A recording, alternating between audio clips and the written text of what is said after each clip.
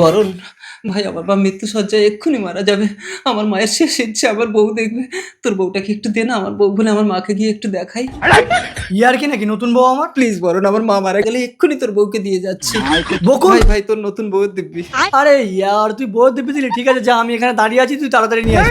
এসো এসো। বরণ, একটু জল। মা দেখো আমি বিয়ে করে বউ এনেছি। কি? এটা আমার বৌমা, ভারী সুন্দর দেখতে তো, অবিকল লক্ষ্মী। ও মামা তুমি মরবে না? আরে না, ওটা তো তোকে বিয়ে করানোর জন্য আমি নাটক করছিলাম। ও মা গো, বরণ কিছু বলে এলাম, আমার মা মরে গেলে ওর বউকে দিয়ে দেবো। কি ভাবছিস বকুল? না কিছু না। আজ থেকে আলমারির চাবি তোমার কাছে থাকবে। বৌমা তোমরা ফুলসজ্জা করো, আমি বাইরে থেকে দরজা লাগিয়ে দিই।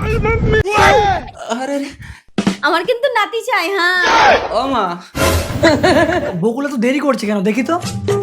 বকুল ভাই একটু তাড়াতাড়ি কর, আমার খুব জোরে ফুলসজ্জা পেয়েছে। এই কেড়ে ডিস্টার্ব করছো আমার বৌমা। ও মা গো, ইয়ে বুড়ি তো মারা গেছে, তার মানে ভূত।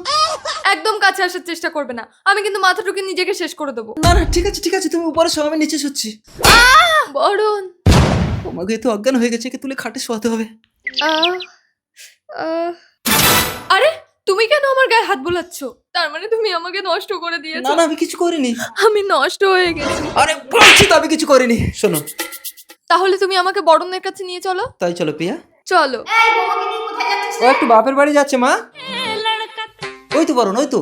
বরণ, চলো বাড়ি চলো। হ্যাঁ, পরপুরুষের সাথে রাত কাটিয়েছে বলে বাড়ি চলো। এই তুমি আমাকে ভালোবাসো? আমার প্রতি একটু বিশ্বাস নেই তোমার? বিশ্বাস? আর তোমাকে? হ্যাঁ। বরণ, কিন্তু আমি তোমাকে চোখ বন্ধ করে বিশ্বাস করি প্রিয়া। বকুল, প্রিয়া জীবনের নৌকা চলে